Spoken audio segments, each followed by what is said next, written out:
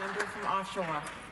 Thank you, Madam Speaker, and I'm pleased to be able to rise in this legislature and speak in support of this motion to establish an Eating Disorders Awareness Week. I'd like to welcome and recognize Wendy Presco, founder and president of NEED, the National Initiative for Eating Disorders, and also to welcome professionals and supporters of this motion who are here today.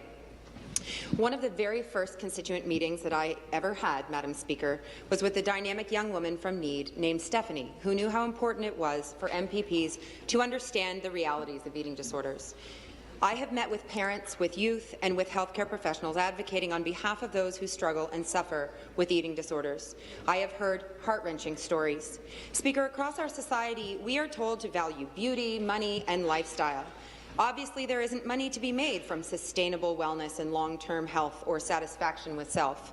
And I say this because everywhere we see ads and reinforcement of the message to get thin, to get skinny, to be less, or to be more, to be unhappy with ourselves, to look in the mirror and see potential instead of seeing worth. We should value health, absolutely, but physical as well as mental health matter. Wellness should not be a measure of waistline. Speaker, I taught for many years, and I have seen our education and health system focus on obesity, food, and exercise. We see obesity, but often we don't see eating disorders, but they are there. We need to teach children about nutrition and wellness. When we constantly focus, though, on counting calories, we focus on how to restrict, how to self-harm, how to limit ourselves.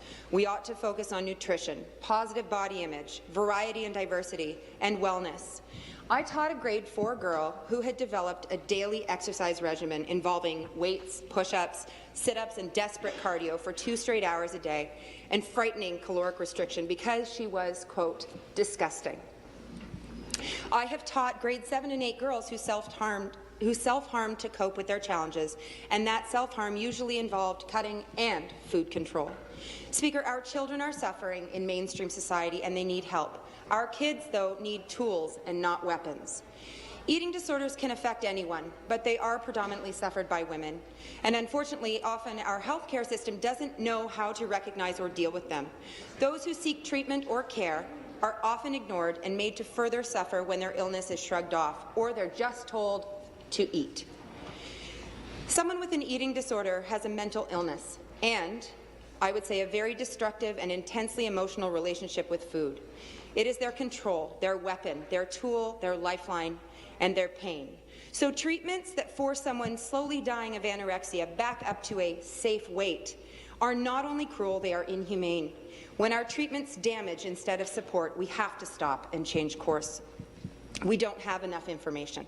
We don't keep stats on deaths due to eating disorders. When someone dies due to an eating disorder, usually their heart stops. They die from cardiac arrest. But we don't keep track of additional information like struggled through adolescence with anorexia nervosa or complications due to suspected eating disorder.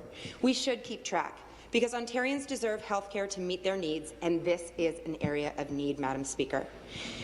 I was very glad to be at the opening of the Adolescent Eating Disorders Unit at Ontario Shores that we heard about earlier today. It is the first of its kind in the province. In fact, before this specialized care unit, families had to send their children to the States for help and care. Dr. Leora Pinas is the lead physician for the Adolescent Eating Disorders Program at Ontario Shores and is no stranger to dynamic advocacy. This Minister of Health and Long-Term Care needs to sit down with her for a day and learn the realities and take her advice and that of other professionals. This is not an area where we can make it up. People are suffering and dying, and we need to find a way to help and not harm. We are starting to talk more about mental health, but we clearly need to be talking about eating disorders. We need more awareness, and we need appropriate care. I'm glad to have this conversation in the legislature, but I will be even more glad when we take it to heart and design appropriate care for those struggling with mental illness, specifically eating disorders. I'm very pleased to support this motion. Thank you.